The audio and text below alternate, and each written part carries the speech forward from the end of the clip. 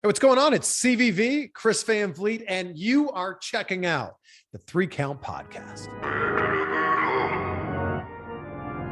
Weighing in at an unbelievable weight that you might hate, but you can't even Dang, high pass, we trying that drag ball that.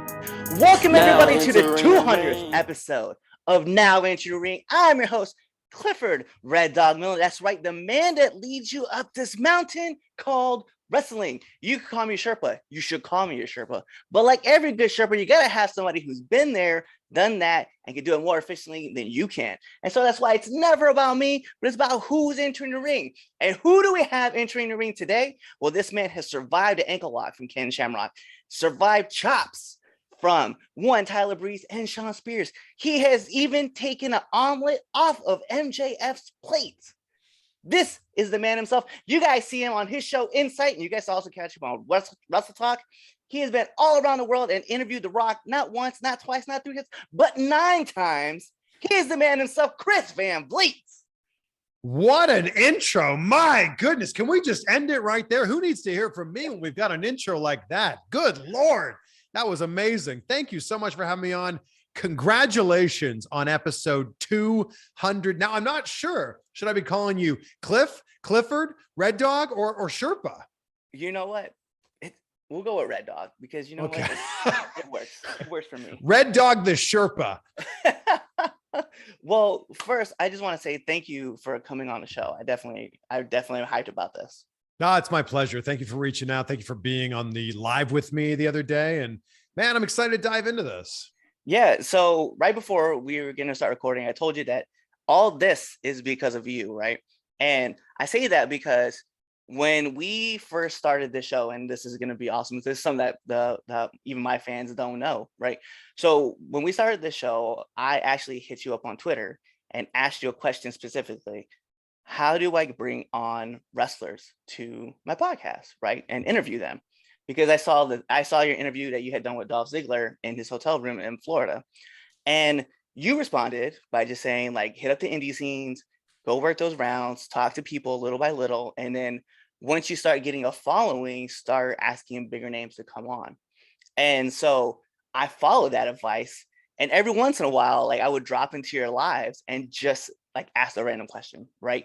But you would keep giving more advice and I would just keep following everything that you were saying. Sure. And now we're here at episode 200. Well, congrats, man. That's amazing. And, it's a question that I get asked a lot is, how do I start to interview wrestlers? And pretty much wherever you live, there's either indie wrestling in your town or indie wrestling in a town or a city close to you. So I always say, just go to those shows. And the thing that wrestlers love talking about the most is themselves. So go to those shows, do some interviews with some people there, some men and women there, and then just start building on that. And then eventually you'll start to get some bigger names. So I'm glad you took my advice and look where it's led you. Right. And what's so cool is that like, this is such a unique platform. And I say that because like, I know a lot of people have like podcasts, right? A lot of people do. But what makes this, and I know a lot of like guys that are like in WWE and AEW, they have their platforms, they have their vlogs, right? Like Sammy. But like what makes this unique is that like, I've been in the sport now just under 2 years. And actually when this episode comes out, full transparency, this is being filmed in 2021. It'll be 2 years that I've officially been in the sport. So I have this unique perspective where I can go into the locker room, shake hands, meet everybody, talk to them, and then just ask questions like, hey, I want you to come on a podcast. Is that totally cool? And then they're like, yeah. So it's been really cool. And I really was like very appreciative of the fact that you were like, yeah, just try this and then just see how it works. And I was like, yo, let me keep going. And then I saw you in the live and I was like, well, we have our 200th episode coming up. Let me just ask him. Well, look, congrats on 200 episodes, because so many people talk about starting a podcast. So many people dream about it and then they never end up actually doing it, or they'll get like 3 episodes in, see that they got like 17 downloads and they go, well, yeah, it's not for me. And then just give up. There's actually like a term for that. It's called pod fading. People will just kind of fade out. They'll put in all this time, all this effort and go, nobody's paying attention. I'm out of here. So congrats for sticking with it, because I know firsthand what it's like when you're getting, nobody that's listening or nobody that's watching. But if it's interesting to you, it's going to be interesting to other people. It's just a matter of them finding it. Yeah, and you're right. And I know and I guess for me, like the show myself is like you said, it's interesting to me because I get to hear different stories from everybody. Yeah. But we average, and full transparency for our listeners, and it still matters to me. We average like 8 to 10 listeners an episode, and I'm totally cool with that because we've had over 200 episodes, and now you're thinking it's something like 8,000 listens. So I'm totally cool with the fact that we have such like a small following, but the most important thing is that like I get to go back and re-listen to all these episodes and pick up like little truths or knowledge that I didn't catch the first time. And so that's Yeah. why I love this show. And these are your people, right? Who cares if it's 8 or 10 or 810 or 8,010, whoever, however many people, those are your people and they're Mhm. engaged. And the cool thing I love about podcasting is people, generally speaking, will listen from start to finish. Whereas on a YouTube video, they'll pop in for like 15 seconds and go, yeah, let's move on to something else. But Yeah. a podcast, people are like, all right, I've got an hour commute to work or an hour workout, or I'm going to walk the dog for an hour, whatever it happens to be. And they're like, all right, I'm committed to listen to this whole thing. Yeah. And it is cool. It is cool to see it. I know I had some fans reach back out and they're like, hey, because I live in the DMV, right? I've had some people reach out to me and they're like, hey, I didn't know anything about this wrestler. So I listened to your podcast and I Mm, get to know this person. And then when I go talk to him, I feel like I have a connection with them already. And I'm like, that's pretty cool because I never thought of it that way. But to yeah. hear people say, it, I'm like, that's awesome. Yeah, well, there's something that's so intimate about a podcast. And I think it's because this is one-on-one, right? Like it's Right. just me and you talking right now. And if someone's listening, chances are they're either listening in their car, and it's probably just them in their car, or they're listening in just their AirPods. So it's like we are actually in their ears right now, just the three of us hanging out. I'm sure like someone's out there having because I do it all the time. Like I listen to your show, right? I listen to Insight all the time. In Oh, fact, like wow. next to Thank my you. show, it's your shows like in between, like every other episode. Oh, But I listen to your wow. show, but I genuinely have a discussion while you are asking questions to other guests. And I find myself just like asking a question and I don't get the answer. But I'm like, yeah, but you can do this and this and this and this. And I'm like, they're not even listening, but I just feel like I'm involved. Dude, thank you for listening to all my episodes. Oh yeah. That's very kind of you. Oh, definitely. And then I know like because like in every episode you talk about like take a snapshot and then like screenshot it and then send it to you and then show. And I every once in a while I just pop in. I'm like, yeah, maybe he'll see it this time. I'll just drop it, see what happens. If you tag me, there's a pretty good chance I'll either share it on Instagram or retweet it on Twitter. So, dude, thank you. Yeah, no doubt. All right, so it's no secret, but I definitely wanted to ask this a question because I ask this question to every person. Who is Chris Van Vliet?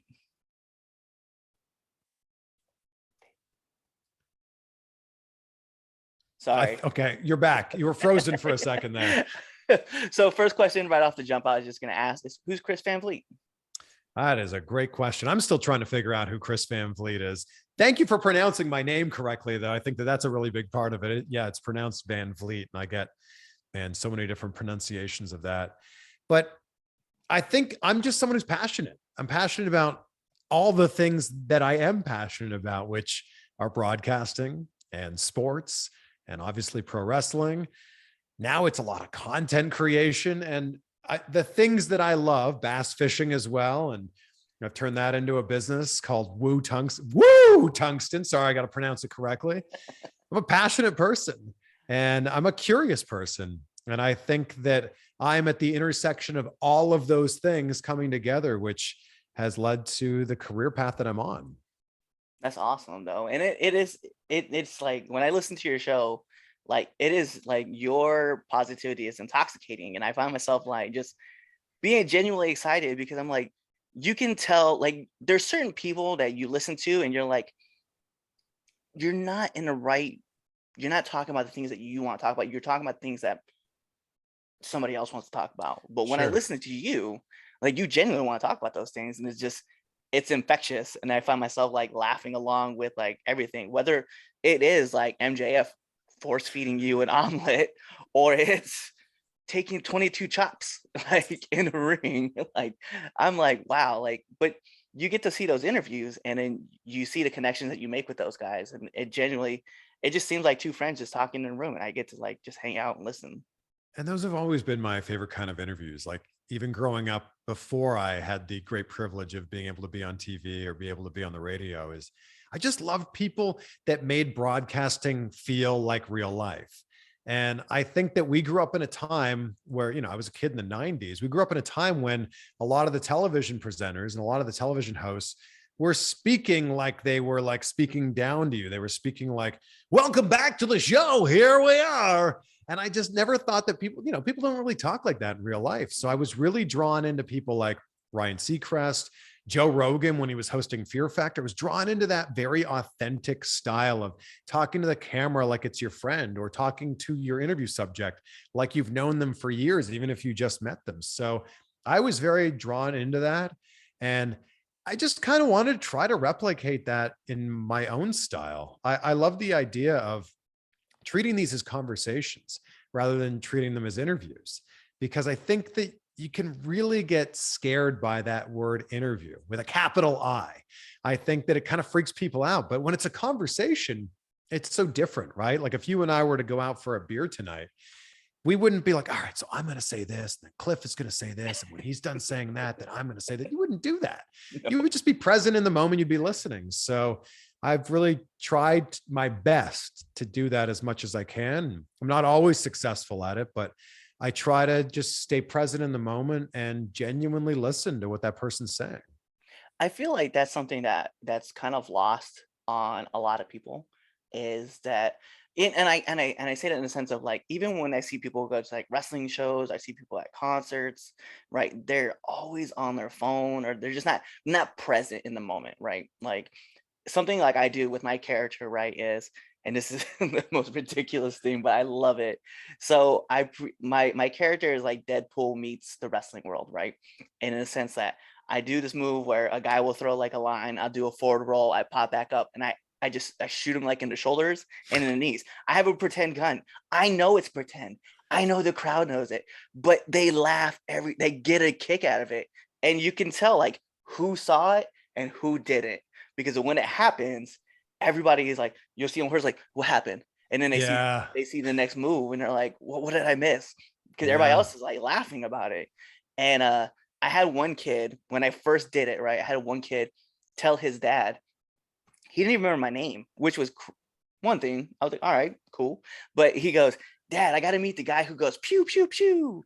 And I was like, all right, well, that you know that, cool. Maybe you'll get to know me. Does this mean you don't have Red Dog like big letters on your ass? I have it on my side pants, on my pants. Because this is the thing, right? Even if it's usually the opposite. If they don't remember any of your moves set, or they don't remember your entrance or whatever, they can at least be like, I know his name because it's on his ass. Right.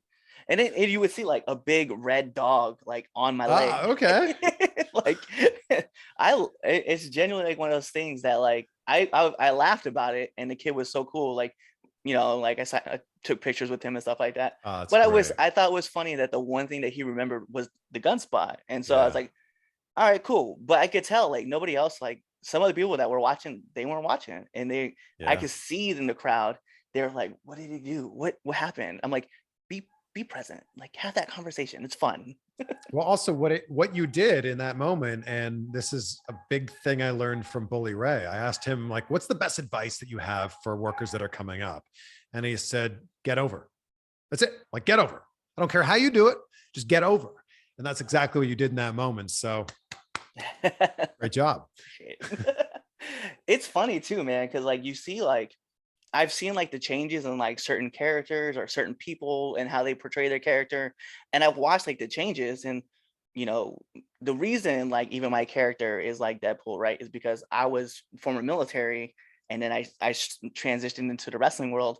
And my first character was like very stoic and very like, I'm a military man, this is how I am. And I was like, I don't talk like that. I can't connect. I can't be present with something if you can't connect with it. Sure. And so my trainer was like, what do you do? I was like, I talk shit. And he's like, then talk shit. And I was like, okay. Because I was always under the impression that like, kind of like whatever you're given, that's what you're given, right? Because that's what we've been and I'm a child of the 90s as well. But WWE was like, you're a wrestler and you're this and you're Mm. that person. And so I was like, well, that's who I'm supposed to be. And I was like, I don't like this. And so my trainer was like, do something cool. And I was like, I bet. And so we went for it. But I mean, when you look back, so very few wrestlers had success with their first gimmick. And a lot of people had success with their fourth gimmick or their sixth gimmick or their very last gimmick, as they were like, towards the end of their careers. So I think it's just a matter of finding out what works and finding out, like you said, what's authentic to you. And sounds like you found it. Yeah.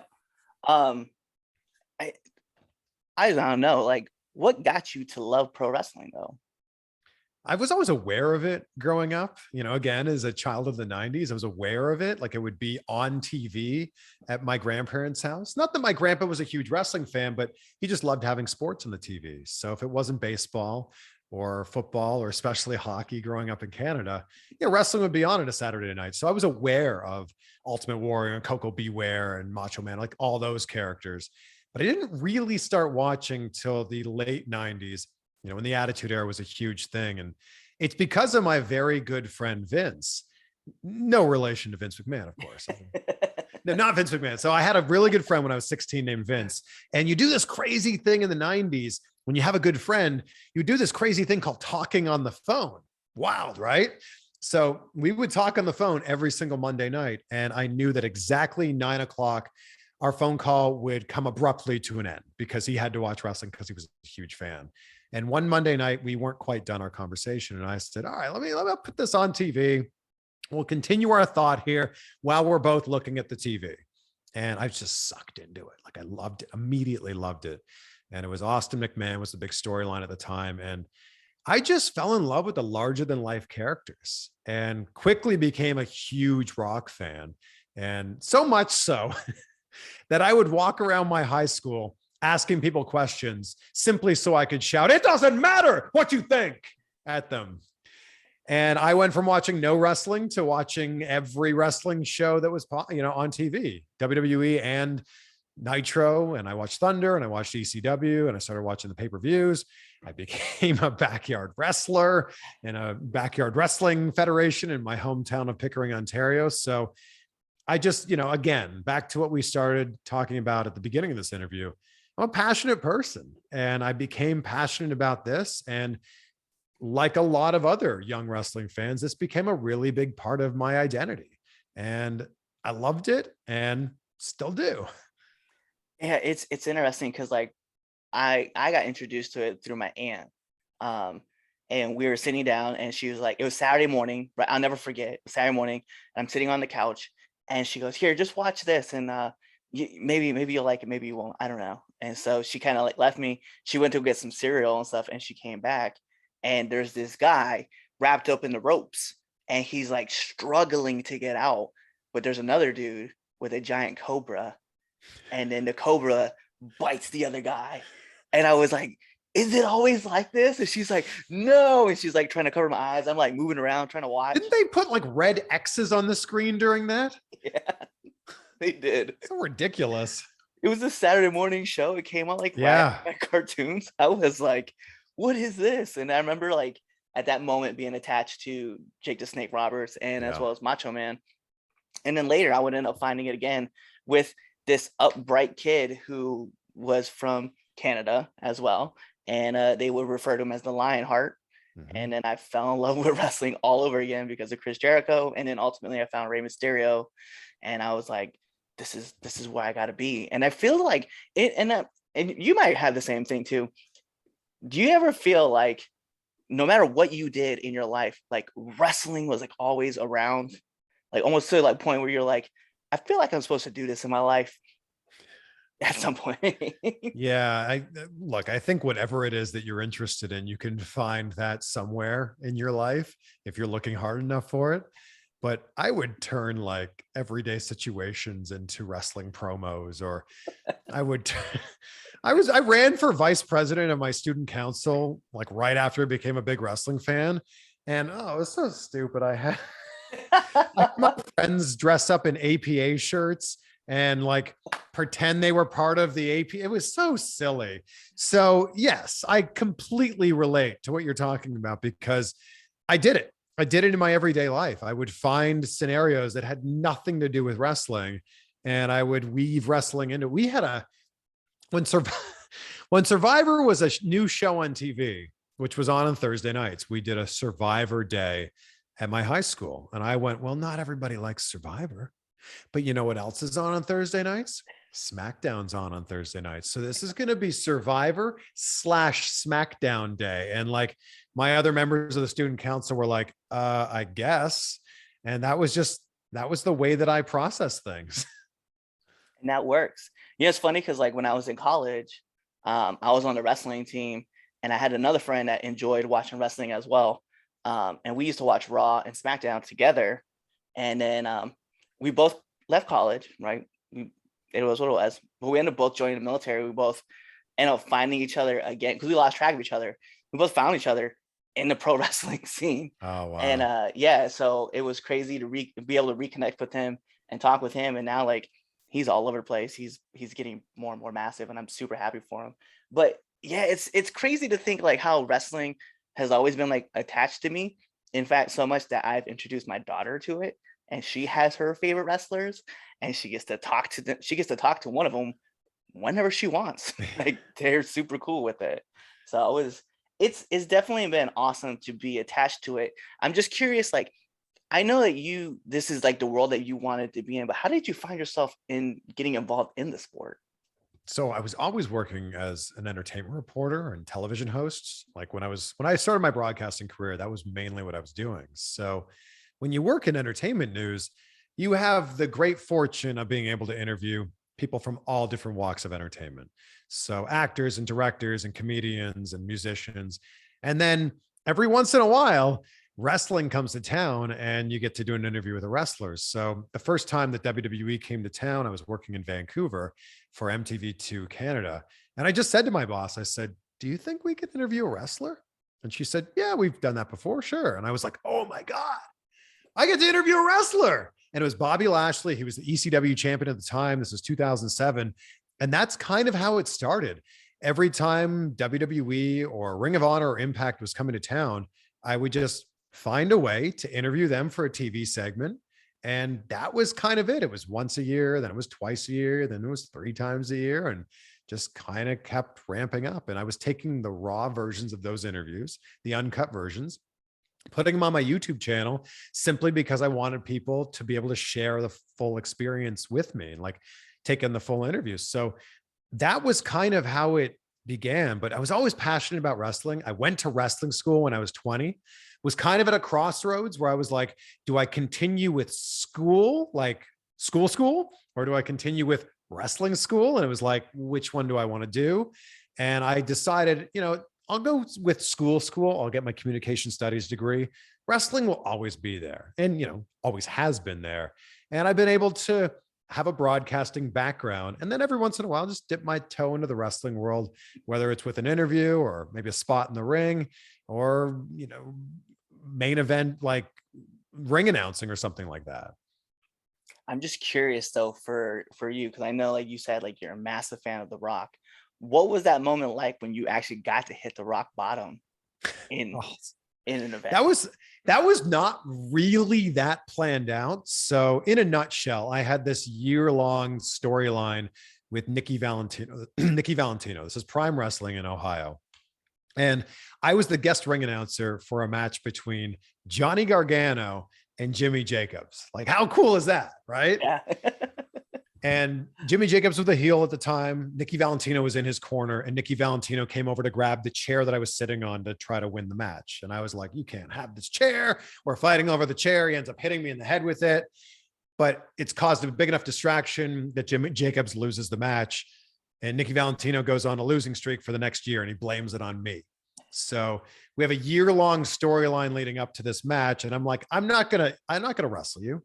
But I ended up getting somebody else to wrestle in my place, Josh Prohibition, who had made this return to wrestling. And Nikki Valentino's like, well, at the end, like, you're gonna finally like get over on me. So I'll never forget. He goes, give me a Fed move. And I'm like, oh, like he's like, I don't know. Why don't you give me the stunner? I'm like, how about the rock bottom? He goes, you think you can do it? And like I'd done the rock bottom in backyard wrestling, or I'd done the rock bottom on every trampoline I'd ever stepped on. Right. And I'm like, I think we could do it. And we like walked through it, and he's like, that's a pretty good rock bottom. I'm like, well, I hope we can pull this off during the show. And we did. And I think it was a big like reaction from the crowd and a big surprise for them because they didn't expect to see that coming. And I don't know, more than anything, I'm just proud that I was able to pull that off in front of an audience. Like, even if it was an absolutely terrible rock bottom, which I don't think it was, I think it was a pretty good rock bottom. I'm just glad that I was able to do that in front of a crowd instead of just like me doing it to my buddy while we've had a few beers, like, you know, in a hotel room or something like that, you know? Right. that is super cool. Cause I know like, I was working with a person, and it was like, it wasn't really the first time like I've taken, because I was training and stuff, I'd taken like power bombs before, but I never did one in a match. And so when the opportunity popped up, you know, when my friends was like, hey, do you want to end this with a power bomb? I was like, sure. Yeah. And yeah, he's like, are you sure you can get yourself up? I was like, oh, I know I can. I'm not worried about that part. I was like, it was so real. Like it was so crazy because I felt like everything slowed down, like as I was falling down. And as soon as I hit the ground, like all that pain came in. I was like, yeah, you know what? Like this was worth it. And I look up and I just see a 350-pound man just diving into me. It was like, that was not worth it. Yeah, it doesn't tickle, right? No. So I'm curious, like you've obviously like had a huge bunch of things happen. I just want to know, like, what's one of the worst bumps you've taken? I haven't taken a ton of bumps like in the ring in front of a crowd. Mhm. But I trained for a few months. We were just learning like the basics. So we were learning like locking up and like headlocks and reversals, scoop slams. Like I'm sure you did when you were training, like where you're just like getting scoop slammed, like one after another, after another, after another. And I'm not saying that that's that difficult of a move, but when you're not used to it, it's like, it takes the wind out of you, like bad. But there's definitely a video, maybe you've seen it on my YouTube channel, where Gangrel gives me the Impaler DDT. And I took it so wrong. Like he's an absolute legend. And there's, you know, he should be in the WWE Hall of Fame. Gangrel is an absolute legend and one of the nicest people on the face of the planet. And we did a TV segment where we trained at his wrestling school, which is called Gangrel's Wrestling Asylum in Dania Beach. And after like locking it up and doing all the basics, I said, it would be such an honor if you gave me your finisher. And he's like, you think you can take it? I'm like, I've taken DDTs before for sure. And I just jumped too high. You know, it's supposed to be a move where you jump up and then flatten out. And I just did the jump up part. And I landed like straight on my head, and knock on wood, I'm so lucky that nothing happened other than me getting the wind knocked out of me. But it was a real lesson learned that like, okay, we should have probably done that on like a crash mat first and then been like, okay, yeah, now let's do it for real.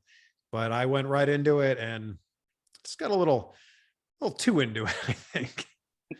Because you're just like, I'm so hyped that this is gonna happen. And yeah, it's Gangrel, you know? right. I Yeah, you know, it's never funny again. because one of my favorite like training moments, right? Mind you, I don't know why it was, but one of my favorite training moments, right? I was working with James Ellsworth, right? He's friends with with my trainer, and so he's teaching me the Memphis spot, right? And so he keeps telling me, he's like, "Hey, you're doing a great job, but we got to do it again." But I'm not registering why we have to do it again. I probably took 40 bumps in probably less than 10 minutes, and he was like, "Yeah, you know what, buddy? The reason why is because you're instead of," and I knew the rules, right? We know the rules, left over right, but I Yeah. was popping up, like I was sitting up and then getting Mm. up, and he was like, "No, no, no, no, no. This is why we're redoing it." And so I had to do the same spot so many times. And finally I figured, like once he kind of pointed it out, I was like, okay, bet. And Yeah. I got it, and I just got it. And he was like, it took you long enough. I was like, yeah, my back's gonna feel it tomorrow. And he laughed about it. Okay, we're back. Would I leave off at? I think I heard the end of that story. So, Okay. Yeah. So It was yeah, it was quite the experience, but And it quite was the crazy. lesson learned. Yeah, lesson. Yeah, always get it left. Don't just pop up. It's bad for you. So, what's been like one of the hardest hits you've taken, like in a ring? Oh, that was it for sure. That Gangrel spot was so stupid. And I'm so grateful that I did it. I'm also grateful that I learned from it and learned what not to do, but that was definitely the spot. I mean, I think a lot of people will point to the 20 chops that I got at Flatbacks with Sean Spears and Tyler Breeze, who I love those guys. And it looked painful. It was, chops, they hurt. They definitely take a little bit of the wind out of you. But I watched back that Impaler DDT video, especially at the point of impact when my head is basically like going straight into the mat. And I'm just like, I'm really lucky that I can move all my appendages right now. Yeah, I remember like seeing it, and I was like, "Ooh," I was like, Yeah, it "That was looks not right. rough." And, again, nothing on Gangrel. Like he's the best. I messed up and I have definitely learned from it. It's funny because you mentioned the 20 chops.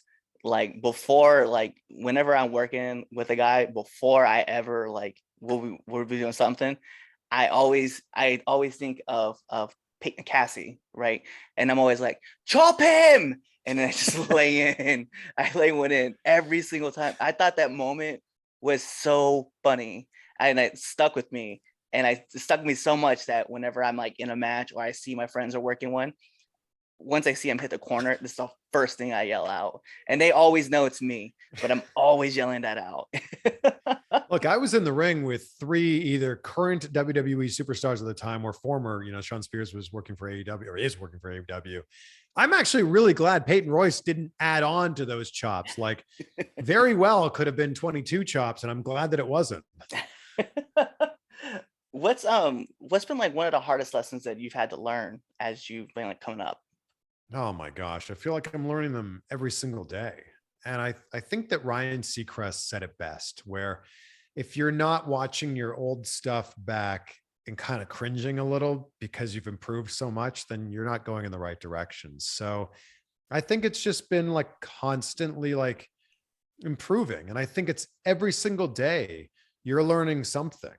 And for me, the craft that I'm always trying to work on is how to be better on camera, how to be better as an interviewer, how to be a better host. And I do that by watching people who are far more talented than I am.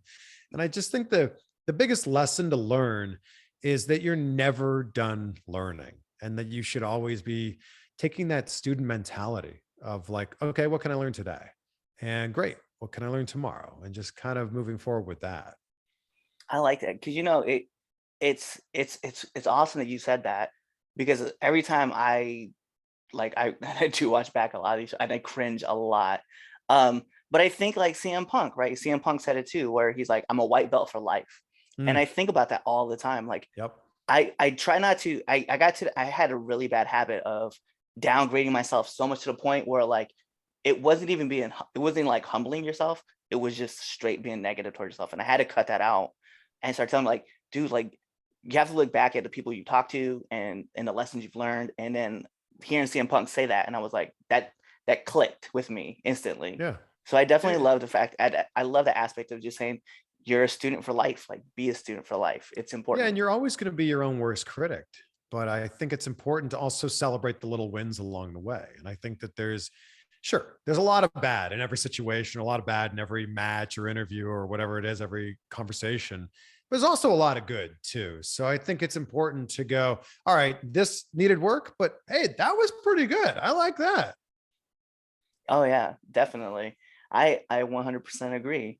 Um, my last question, my last heavy hitting question before we get into the second best segment of the Three Count podcast. Um, what's advice that you would give to like upcoming wrestlers and podcasters? Oh man, there's so much. And I think to kind of loop it all in one, whether you're an upcoming podcaster, content creator, or wrestler, is first of all, just start. I think there's a lot of people who have the dream of doing this, the dream of starting a podcast or a YouTube channel, or the dream of becoming a pro wrestler or whatever it is, whether it's a career goal or a personal goal, you've got that dream of doing it. But a lot of people never take that first step. So I'd say the biggest advice is go for it. Like, bet on yourself, trust your gut, and then find a way to do it. Like, the people that you look up to are no different than you. They just actually went for it. And I think that it's important to go, all right, CM Punk, The Rock, John Cena, Kenny Omega, insert name here, whoever it is. They're in the position that they're in, not because they're any more innately talented than you are. It's just they went for it and they built on the small successes that they had. And, it's the idea of realizing, and this is a Will Smith thing, and I'm going to kind of, I hope we didn't cut out here too much. Let's see what happens. Let's see where we come back here. It's funny though, because I can still hear you like perfectly clear.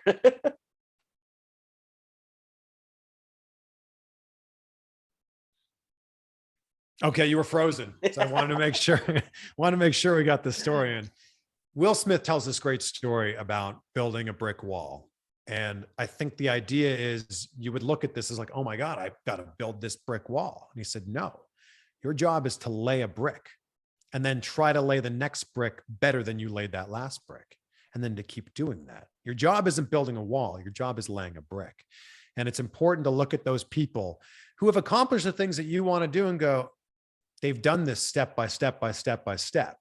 So the best advice I would have is to go for it. Realize where you're at and make a goal for where you want to be and a plan of how to get there. I like that. I like that a lot. I definitely, because like, we said that this is 200, and I definitely told myself and told my partner, right? His name's Chaz. He actually runs our debate show that we have every Sunday. And we're actually on season hiatus, okay, until actually the following Sunday when this comes out.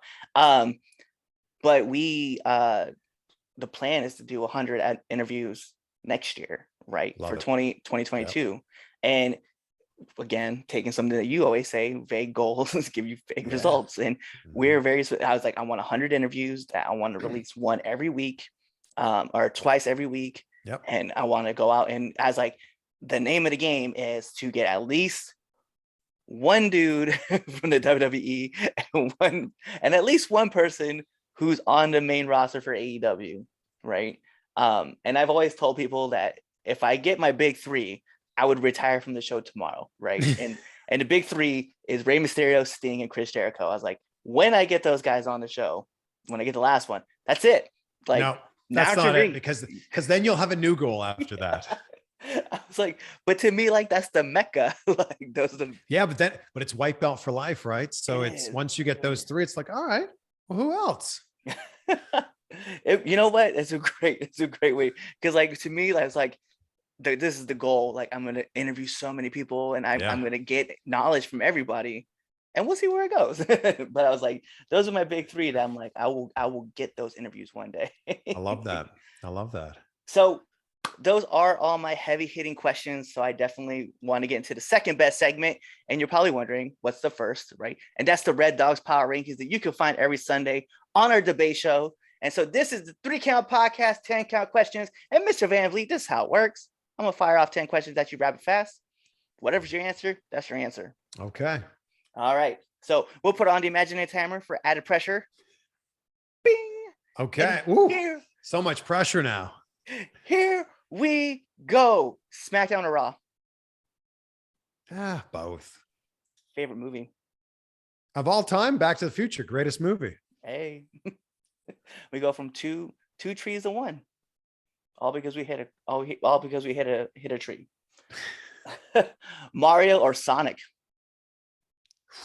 Mario. Favorite color? Blue. Night owl or early bird? Early bird. Like, I've been waking up with a time that begins with a 6 for a while now. And I just feel like I have so much more day. Also, I live on the West Coast. So if I'm a night owl and I'm staying up to midnight, most of my friends it's 3 a.m. So nobody's going to be awake. All right. Favorite catchphrase? Oh my gosh. Wow. If you listen to my podcast, I certainly say, here we go a lot, which is, it's a nice hat tip to Mike Goldberg, which is really a Bud Light like slogan. This Fight Club brought to you by Bud Light. Here we go. I've always loved, and I say it in my everyday life all the time. Like I'm going over to my buddy's house to like have a drink. It's like, here we go. I love Mike. You know what? Like when him and Joe were together, I thought that was like the greatest announced team of like all time. Although I agree. And look, Mike Goldberg's still very good at what he does in Bellator, but Mike Goldberg and Joe Rogan, that's the GOAT UFC commentary team to me. Facts. All right. Bench press or squats? Bench press. Every day is chest day, right? No. Every Monday. Squats are definitely a better movement for functionality, but there's nothing better than grabbing a bench press bar and, trying to throw up a bunch of weight. Listen, JR said it best, okay? People look at arms and chests, all right? They don't worry about the legs. Yep. I'll never forget hearing that. I'm like, So, favorite pastime? Oh, right.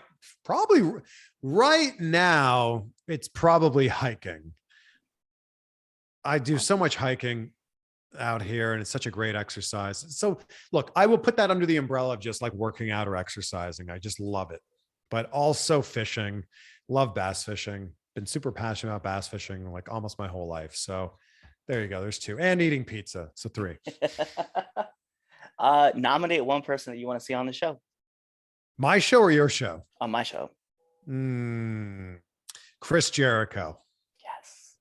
So one day, that's the goal. There you go. And last but not least, my favorite question to ask every single person that comes on this show: favorite curse word? I don't curse a lot. But I recently had a podcast episode that I titled "What the fuck are you waiting for?" And it kind of talks about the advice that we were just talking about a few minutes ago, that so many people stand right on the edge of the thing that they want to do. And the whole purpose of the episode is to just kind of like look in the mirror and ask yourself, like, what the fuck are you waiting for? And the answer is, generally speaking, that you're scared. You're scared of failing. You're scared of not living up to the expectations that you or other people have set for you. So I will say, in the context of that episode, it'll be the F word, only because I think that it's really important for people in any walk of their life to kind of ask themselves, like, what are you holding back from? Like, and why are you holding yourself back? Listen, I will agree with you. A good F-bomb is always necessary somewhere in a sentence. I genuinely, when I'm not doing this, it's pretty regular that's in my vocabulary. But to add to what you were talking about, right? Will Smith was talking about his skydiving episode where he was afraid to skydive. And he said, on the other side of ecstasy is fear, or on the other side of fear is ecstasy. He's like, and you got to get past that to get to where you want to get to. And I genuinely think that was like such great advice. And that's why I think, and you talk about living up to like expectations of other people. And I know we're still kind of rambling. I'm sorry, guys, but I thought about that too, where like my whole life, like I have done everything that everybody else has asked me to do. And I never did what I wanted to do. And so finally I was like, I'm here. I've done everything people have asked. I'm joining the wrestling league. I'm going to be a pro wrestler, and this is where I'm going to be at. So this has definitely been a trip for me. But the last thing I just need from you, sir, is to let our viewers and our listeners know where they can find you. Well, look, to just kind of jump off that last point you were making, I love this quote. It's that fear doesn't prevent us from dying. Fear prevents us from living. And I think that that's a really important thing, whether we're talking about skydiving, bungee jumping, swimming with sharks or swimming with alligators, or chasing after that thing that you want to do, like going to wrestling school or starting a podcast or whatever it happens to be. So fear doesn't prevent you from dying. Fear prevents you from living. And people can find my podcast, Insight with Chris Van Vliet, wherever they're listening to this right now. I'm on YouTube, Chris Van Vliet. I have a secondary channel, CVV Clips, where we're putting the best snippets of my favorite interviews on there. And wherever you are on social media, it's just my name, Chris Van Vliet. And Cliff, Red Dog, Clifford, Sherpa, whatever we want to call you. Thank you so much for having me on. Thank you for sharing this time with me. Yeah, thank you again for coming on. But you know what that means? We got to take this home, right? because this is the 3 Count Podcast presents Now Entering the Ring. And like I said, like Chris said, I am your host, Clifford Red Dog Miller, the man that leads you up this mountain called wrestling. That's right, you could call me your Sherpa, but like every good Sherpa, you got to have someone who's been there, done that, and can do it better than you can. And that's why it's never about me, but it's about who's entering the ring. And today you see him here, a part of our 200th episode. He is the man, the myth, the legend, the man with all of the insights, Chris Van Vliet. And you guys know what to do. Tune in to the next episode and be there, or you just wait for this episode to end. You wait for that outro and you choose another episode. Peace. What's going on, 3 Count Nation? I'm Clifford Red Dog Miller with the catchphrase. But what I really want to do right now, go to twitter.com, right? Go over there, find us at the 3 Count _ pod. Give us a follow, give us a like, give us a comment. We want to talk to you guys. Go to IG at the 3 Count pod. Give us a like, give us a follow, leave us a comment. We want to interact with you. Go to youtube.com, give subscribe, turn the bell on, turn the notifications, leave a comment. We want to talk to you. Go to anchor.fm / the 3 Count Podcast, and in there, you can leave us a message, and we will talk to you. Basically, what I'm trying to tell you is that we want to talk to you. We want to have fun with you guys, and we love listening to what you guys have to say. Also, one thing I need you to do for me, the 3 Count Podcast also has merchandise. At prowrestlingtees.com / the 3 Count Pod. Please go buy our t-shirts. We love you guys, and we hope you love us too. So show us some support, please.